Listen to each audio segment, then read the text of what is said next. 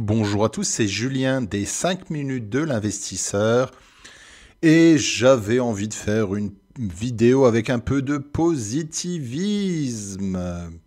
Pourquoi? On a actuellement une correction sur les marchés, le stock market est en train de baisser et il y a beaucoup de vidéos de youtubeurs qui sont en train de dire «Ah, c'est la fin du monde, vous allez perdre tout votre argent, au secours!» Et moi, je vais vous présenter l'inversement dans cette vidéo. Je vais vous expliquer pourquoi cette correction boursière va vous rendre riche. C'est parti!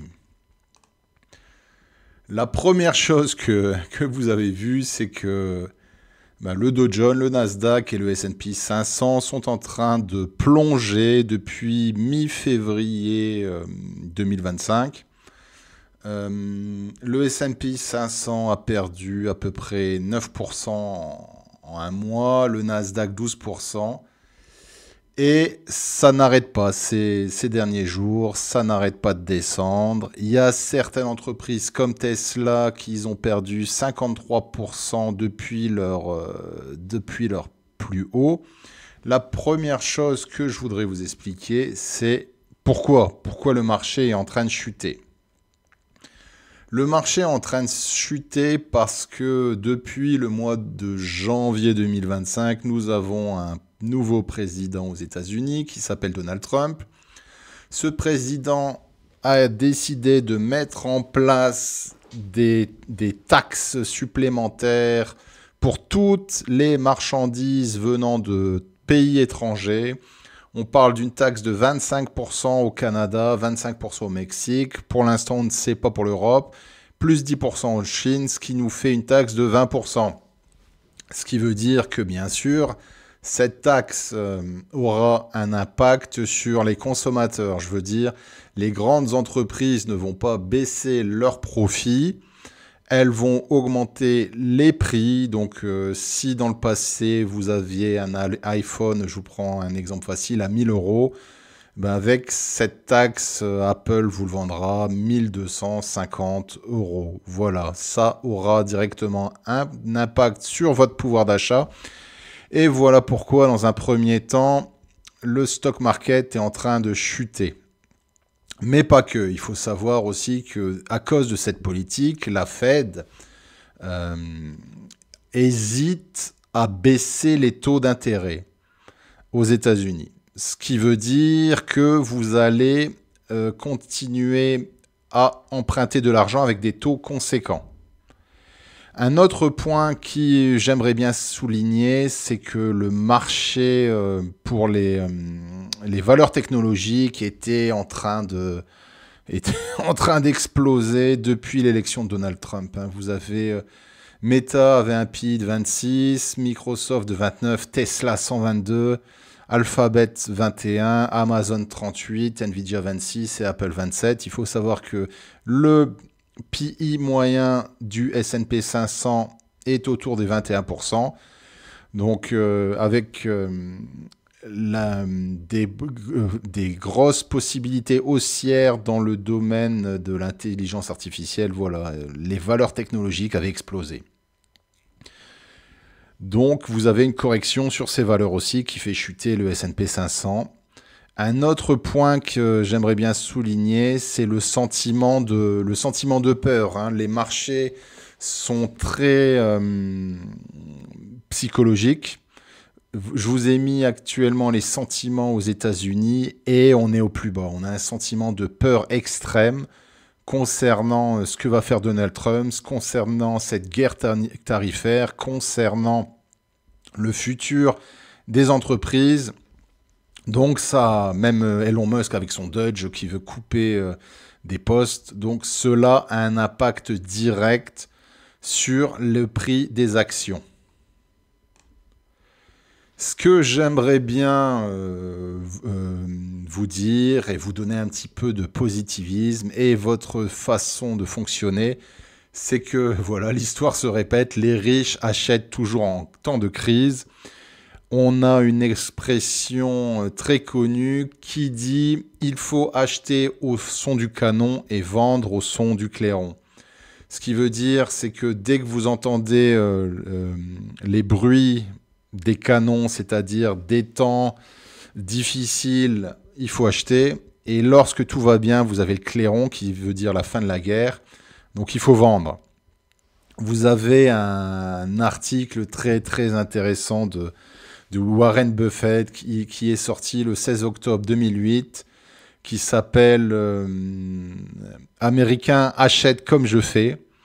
Il explique la stratégie qu'il a et qui est essentielle, c'est d'acheter quand le marché est dépressif et de vendre quand le marché est euphorique. Il donne plusieurs événements, il vous explique la crise de 32, de 33, il vous explique aussi la crise de 66, il vous explique différentes crises et il explique que ça a toujours payé. Donc vous pouvez retrouver cet article très intéressant qui a été publié le 16 octobre 2008 pendant la crise des subprimes aux États-Unis. Il faut dire que lorsqu'il a publié cet article, vous avez eu vraiment un crash. On parle d'un crash boursier lorsque on a une perte de plus de 20%. Là, la perte était de 43% lorsqu'il a fait cette annonce. Voilà, vous avez actuellement une correction. Donc, ça n'a rien à voir avec le crash de 2008. Je vous conseille de lire l'article de Warren Buffett sorti en 2008. Mettez cette vidéo en pause et abonnez-vous à la chaîne. Ce serait bien que je vais vous donner quelques conseils et beaucoup d'entre vous ne sont pas abonnés. Donc, abonnez-vous. Ça nous aidera à être référencés et à faire connaître cette chaîne. Merci. Donc, que faut-il faire maintenant à part s'abonner à notre chaîne? Il faut que vous restiez calme, il faut que vous arrêtez de paniquer. Des crises, il y en a eu énormément dans l'histoire du stock market. C'est la 4e que je suis en train de connaître. J'ai connu la crise de 2018 avec les négociations tendues avec Donald Trump et la Chine. On a eu le Covid en 2020, on a eu la guerre en Ukraine en 2022. Vous avez une crise actuellement ou une correction. Donc, restez calme, ayez toujours l'envie ou un objectif d'investir sur le long terme, voire très long terme. Lorsque vous avez cette stratégie, tous ces crashs ou toutes ces corrections s'effacent par rapport à votre performance. Ce qui est très important, si vous n'en avez pas, il faut avoir du cash pour être prêt à investir. Je vous ai fait une vidéo il y a 2 ans de cela. Je vous expliquais comment créer son portefeuille boursier. N'hésitez pas à faire cette vidéo.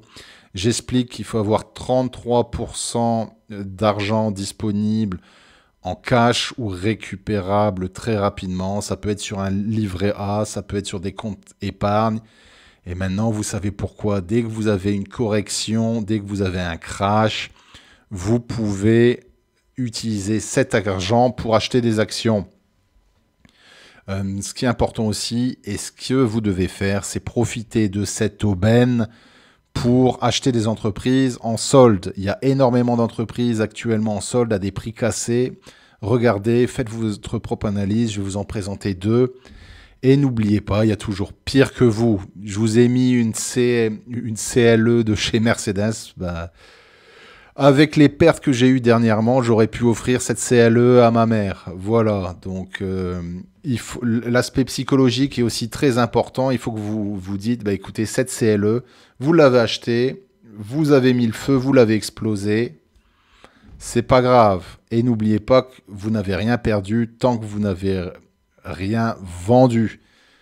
Restez positif et regardez les soldes disponibles. Je vous ai mis 2 exemples d'entreprises. Comment trouver les bonnes actions, comment trouver les perles rares. Il y en a énormément actuellement. Analysez le PER et la croissance des entreprises. Je vous parle toujours d'un PER autour des 20, donc c'est intéressant d'acheter une entreprise qui a un PER de ce chiffre-là. Trouver les entreprises avec de la croissance, une bonne croissance, on attend à peu près plus de 8, plus de 10% par an. Regardez la marge et la liquidité. Une bonne marge se situe toujours autour des 20, autour des 30%. Et repérer des entreprises qui sont prêtes à rebondir après leur chute. Je vous ai mis un exemple à gauche, un exemple à droite. Je vous ai mis l'exemple d'Alphabet, qui est Google. Le prix de l'action est actuellement en solde par rapport au ses plus hauts. Ses plus hauts étaient autour des 210 $. On est maintenant autour des 167. L'entreprise a un PI ratio autour de 21. Si vous regardez la croissance de Google cette année, l'année prochaine, on est autour des 12%. Vous avez une marge de 28-33% pour cette entreprise. Ça peut être intéressant d'acheter du Google. Faites votre analyse, regardez, ça peut être une piste. La même chose avec PayPal. PayPal, on avait un prix de l'action autour des 88-90 $ avant, au début de cette année. On est autour des 68, le PI est très bas, on est autour des 17. Vous avez une marge de 17% pour cette entreprise, vous avez une croissance espérée entre 6-10% en 2025, autour des 10-15 en 2027 et au-dessus de 2027, on espère avoir une croissance de 20% pour cette entreprise. C'est des pistes à explorer. Voilà, c'était 2 exemples, il y en a énormément. Je vous conseille de faire vos recherches et mon message pour conclure cette vidéo, c'est les crises boursières ne font pas des millionnaires, elles les révèlent. Afin de limiter les risques, je vous en ai déjà parlé plusieurs fois, faites du dollar cost average, c'est-à-dire investissez une somme d'argent tous les mois, ça vous fera limiter les risques. Le marché a déjà intégré les informations concernant cette guerre tarifaire, ce qui veut dire qui devrait atteindre les plus bas bientôt. Le véritable impact sera bien sûr révélé lors des appels de résultats des 6 premiers mois de l'année. Donc à partir du mois de juillet, vous aurez le Q2 de disponible des bilans financiers de toutes les entreprises. Donc on verra les impacts de ces hausses tarifaires. Est-ce que ça va vraiment impacter les marges des entreprises? Est-ce que ça va vraiment impacter la croissance des entreprises? Et n'oubliez pas, pensez à Warren Buffett. La crise est souvent de courte durée. Les soldes sont très courtes. Profitez pour acheter. Et je suis sûr, comme ça s'est passé pour moi en 2018, en 2020, en 2022 et maintenant, le stock market repartira à la hausse. Ne loupez pas de bonnes opportunités. C'était Julien des 5 minutes de l'investisseur. N'oubliez pas que je fais cette vidéo à titre de divertissement uniquement. Ce ne sont pas des conseils pour investir. Avant d'acheter une entreprise, faites votre propre analyse. Et n'oubliez pas, lorsque vous investissez en bourse, vous avez toujours un risque de perte totale de votre capital investi. Si vous avez aimé cette vidéo, likez-la, abonnez-vous à la chaîne et je vous dis à très bientôt. Ciao!